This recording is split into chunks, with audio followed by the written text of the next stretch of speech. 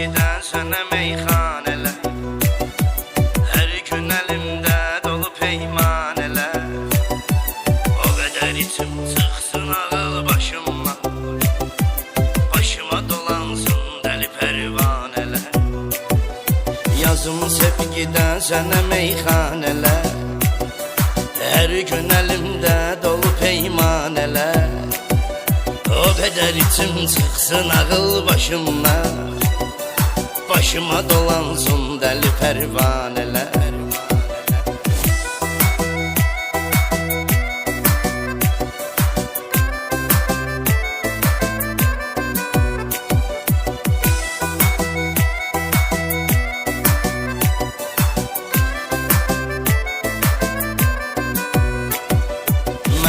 Tek eşkdən avvarə gəzərsən, mən olmaram dərdə çarə gəzərsən.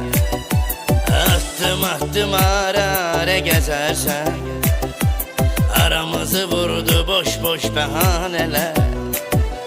Yazım sevgidən sənə meyxanələr, hər gün əlimdə dolu peymanələr. O qədər içim çıxsın ağıl başıma, başıma dolansın dəli pərvanələr.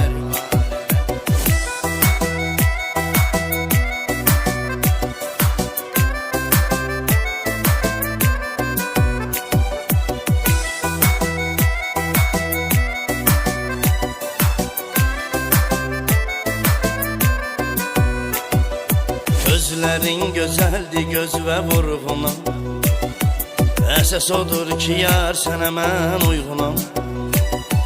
Nə sən Leylisən, nə də mən Mecnunam, indi yoxdur yəmin ki əfsanələr. Yazım sevgidən sənə meyxanələr, hər gün əlimdə dolu peymanələr.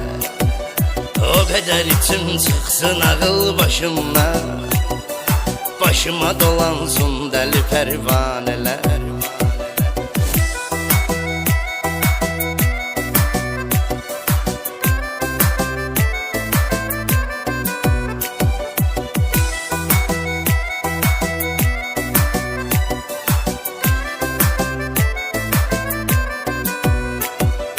Sən nə bilirsən ki darıxmaq nədir, İçə-içə yollara baxmaq nədir, yağış kimi küçələrə yağmaq nədir.